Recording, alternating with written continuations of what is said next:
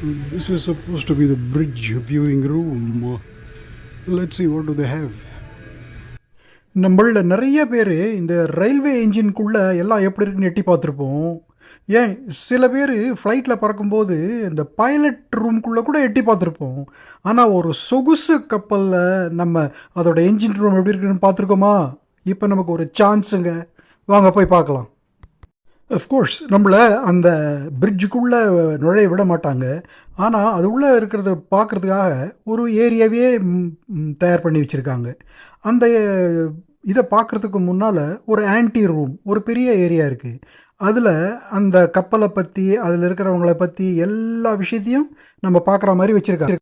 இதுதாங்க இந்த கப்பலில் வேலை செய்கிற எல்லாரோட அடையாளங்க.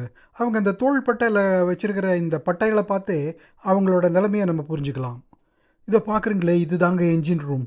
அப்பா உள்ளே என்ன இருக்குதுன்னு ரொம்ப ஆசையாக எட்டி பார்த்தேன். கொஞ்சம் டிசப்பாயின்மெண்ட் தான். ஏன்னா உள்ளே நிறைய ஆளே இல்லைங்க. ஒரு 2-3 பேர் தான் நின்றுருந்தாங்க.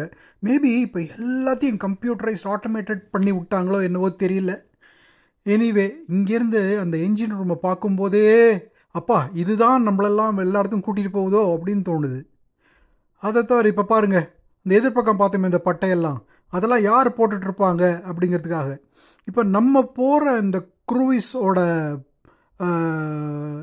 ஆளுங்க, கேப்டன்லேருந்து கீழ்நிலை பணியாளர் வரைக்கும் எல்லாரோட ஃபோட்டோஸும் அதில் போட்டிருக்காங்க பாருங்கள்.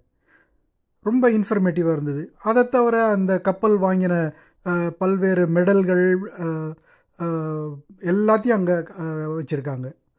சரி, வாங்க நம்ம திரும்பி போகலாம்.